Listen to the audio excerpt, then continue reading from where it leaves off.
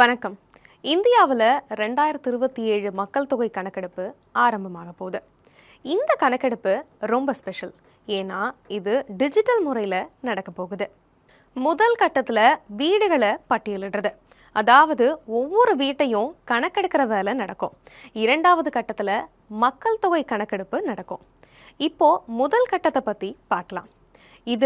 இதுக்காக நியமிக்கப்பட்டவங்க உங்கள் வீடுகளுக்கு வந்து தகவல்களை சேகரிப்பாங்க.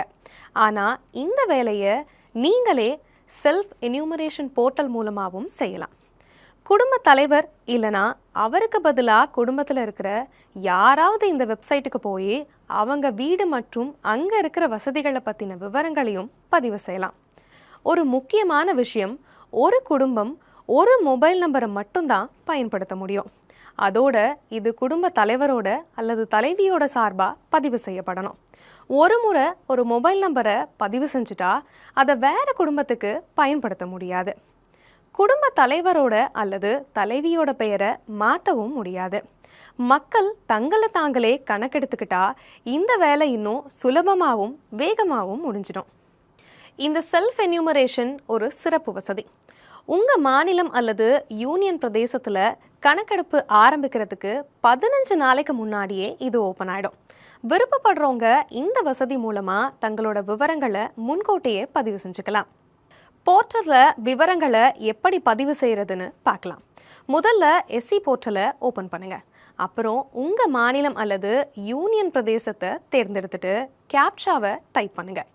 அடுத்து வர வரவேற்பு திரை நீங்கள் என்ன செய்ய வேணும்னு வழிகாட்டும். இப்போது குடும்ப தலைவர், உதாரணமாக சுசீலா தேவி, அவங்களோட பெயரையும் மொபைல் நம்பரையும் டைப் பண்ணுறாங்க. உங்களுக்கு வசதியான மொழியை தேர்ந்தெடுத்துக்கோங்க. அப்புறம் ஒரு ஓடிபி மூலமாக வெரிஃபிகேஷன் நடக்கும். இந்த முழு செயல்முறையும் ரொம்ப பாதுகாப்பானது, அதே சமயம் ரொம்ப சுலபமானது. உங்கள் மாவட்டத்தையும் பக்கத்தில் இருக்கிற முக்கியமான இடத்தையும் தேர்ந்தெடுக்க வேண்டியது அவசியம். மேப்பில் நீங்கள் தேடின இடத்த காட்டுற மாதிரி ஒரு மார்க்கர் வரும். இப்போது அந்த மார்க்கரை உங்கள் வீடு இருக்கிற இடத்துக்கு நகர்த்துங்க. அதுக்கப்புறம் சேவ் அண்ட் நெக்ஸ்ட் பட்டனை கிளிக் பண்ணுங்கள். இதுக்கப்புறம் கேள்வித்தாள் பேஜ் ஓப்பன் ஆகும். முக்காவாசி கேள்விகள் ஆப்ஷனை தேர்ந்தெடுக்கிற மாதிரி தான் இருக்கும். பெயர்களை டைப் செய்ய ஃபோனடிக் மற்றும் விர்ச்சுவல் கீபோர்டு இருக்கும். உங்களுக்கு ஏதாவது சந்தேகம் வந்தால் அதை உடனே தீர்க்க FAQவும் டூல் டிப்ஸும் இருக்குது.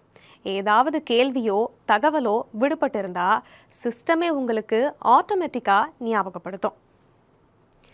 எல்லா விவரங்களையும் பதிவு செஞ்சதுக்கப்புறமா இதை கவனமாக செக் பண்ணுங்கள்.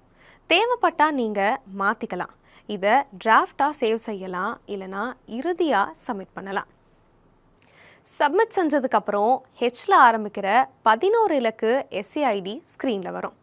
இது உங்களுக்கு SMS மூலமாகவும் வரும். கணக்கெடுக்கிறவங்க உங்கள் வீட்டுக்கு வரும்போது இந்த SCIDயை அவங்க கிட்ட கொடுங்க.